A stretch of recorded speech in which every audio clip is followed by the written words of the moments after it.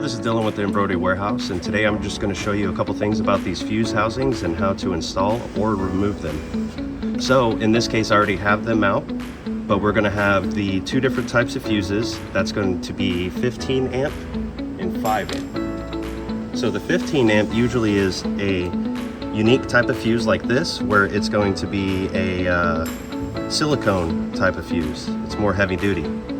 Usually the writing, unfortunately this camera can't show you, is going to be on the silver parts of the fuses. So you'll want to make sure you got the 15 amps for the 15 and 5 amps for the 5. 5 amps look like normal fuses, and again the information will be written on the silver part of the fuse, so you'll be able to identify which one's which. Now the 15 amp fuse housing is going to have a unique holder like this. And the way it works is you'll insert, find where it has a loose spacing where it doesn't have any resistance, and you're going to push in and then twist in the orientation in which this arrow is pointing opposite. To undo it, you just twist in the orientation the arrow is pointing, and then opposite in that loose area, twist and push and twist. Now for this one, the 5 amp has a unique housing in a sense.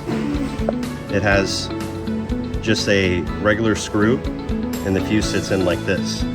Now if you look in here, you can see the little slit in that area where the fuse screws into.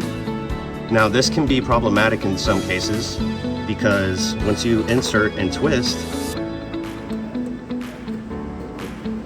you might run into a situation where you over twist it.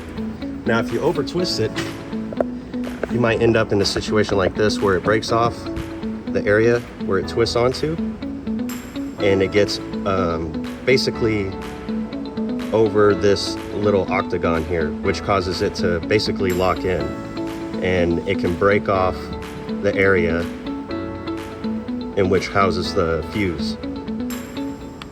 So you'll want to be careful not to over tighten and then loosen. It should just be about finger tight. You don't need to really tighten it down so much where it basically breaks. So once it just stops spinning by finger strength, it should be good to go.